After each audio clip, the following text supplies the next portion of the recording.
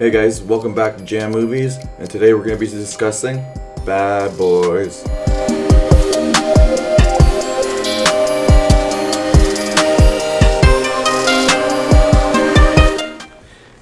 It's funny because I remember the first time I actually seen Bad Boys 1 was before.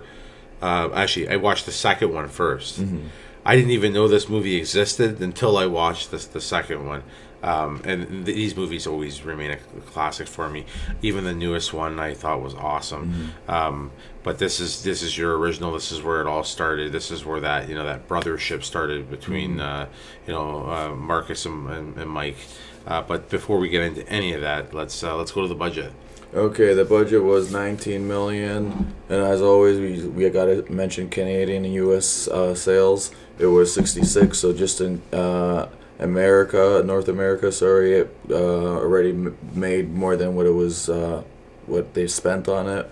And 19 million, is not bad for an action movie. Especially on a Michael Bay film where you got stuff exploding everywhere. Yeah, but that goes into something I'll mention when we bring him up. But I'm sorry to cut you off like that. But the other was, how much did it gross worldwide? Worldwide was 141 million. Oof. So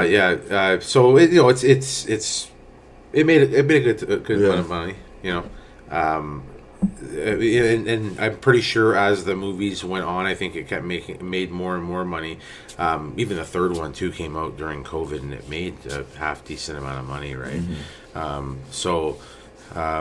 All great films. They use their budget well. I'm actually pretty shocked that the budget was that low for what they did with this movie. Pretty impressive, if you ask me.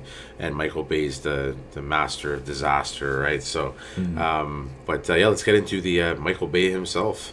Yeah, I liked what he did with the movie. He's done great movies like Quiet Place, 1, 2, the new one, Transformers, and whatnot.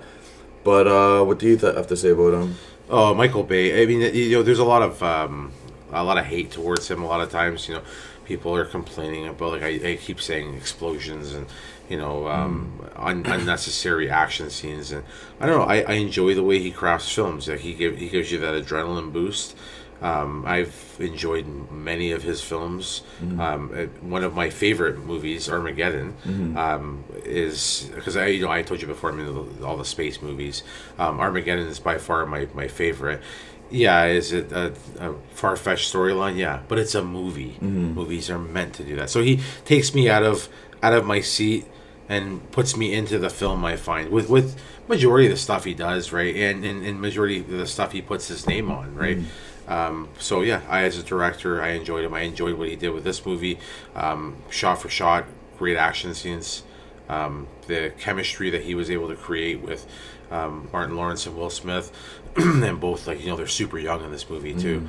Michael Bay did an excellent job, and now I brought up Martin Lawrence and Will Smith. Let's get into the actors. Oh, the chemistry was amazing. Right off the beginning, in their Porsche 911, Will Smith is driving, and Mike Lowrey. Martin Lawrence is eating a burger with fries, spills it on his seat and whatnot. And right there, you could tell the kind of characters they were playing, right? Like Mike's very fancy, and he's got style, and doesn't don't touch my stuff. I like to keep it clean and fresh and whatever. Martin Lawrence is just that sloppy, cop. He's got the family at home. He's eating the crappy food. He doesn't have much style to his appearance, right? So that was cool because they were opposites. Go ahead. Sorry to cut you off there. No, their chemistry is so great. And like you said, you have the one that is like by himself, and a guy that has to support his family. So obviously he doesn't live that lavish lifestyle because he's worries about his family more. But the chemistry was still great. It was kind of like good cop, bad cop, but instead it was fancy cop, not fancy cop. I like that. Yeah. But what is there anything else you have to add about the actors? Yeah, no, it's so funny because the old saying, it's like opposites attract, right? Well, they're the same in an aspect, but they're not. They're completely opposites, right? Like even down to their height. You got the short guy, the tall guy, the fancy guy, like you said, the not fancy guy. More so violence I don't want violence kind of thing, right? You know, I'll get down with violence when I have to with Martin Lawrence, right?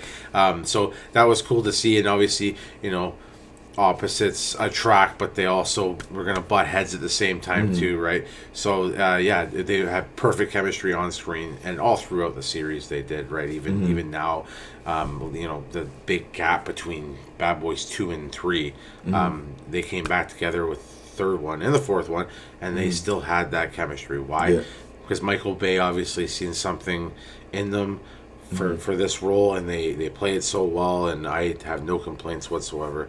You know, and then they had the rest of the movie, the rest of the actors, right? They were great too. But when I think of the actors for this movie, Will Smith, Martin Lawrence, excellent job. But what would you say your favorite scene in this movie was? It was close to the ending, where iconic catchphrase, I guess you could say. You forgot your boarding pass, and shoots the tank, and it explodes. The one-liners. Yeah, I love those one-liners.